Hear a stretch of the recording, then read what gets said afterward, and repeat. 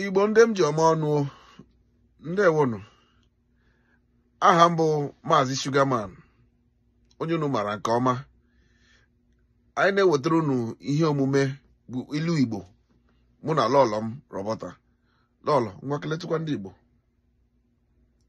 Ndị ọma, ndewonu. Ndị ọma, ndewonu. N'ụbọchị taa bụ 1st December 2023.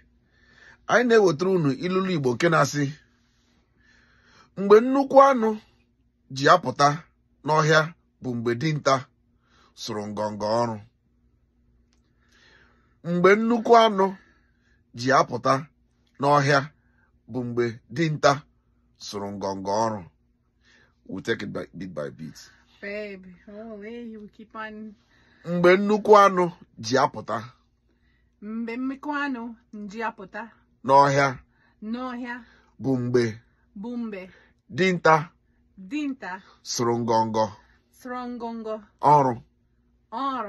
So we'll say it a little bit faster now. Okay. Mgbe nnukwu anụ ji apụta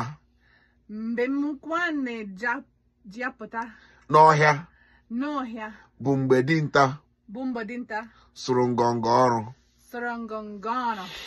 Translation: the big meat or the big animal appears when the hunter has given up the hunt for the day.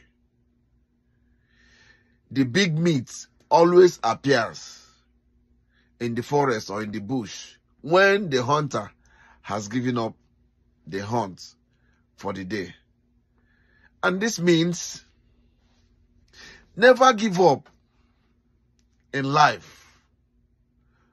Don't rest until you have succeeded. So keep on pushing, keep on striving, keep on doing what you know how to do best until you succeed in that your field.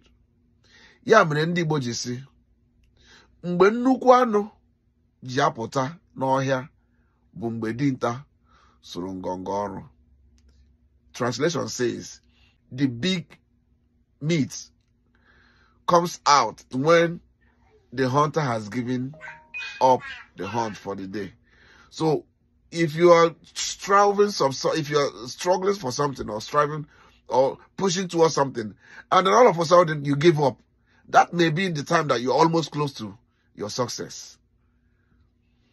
So please, I urge you today, do not give up. Keep pushing. Konye wa gozi ya ndị Igbo. Ngwa nunu, kemesia. Lolo, si ha kemesia. Yeah. Kemesia. Kemesia.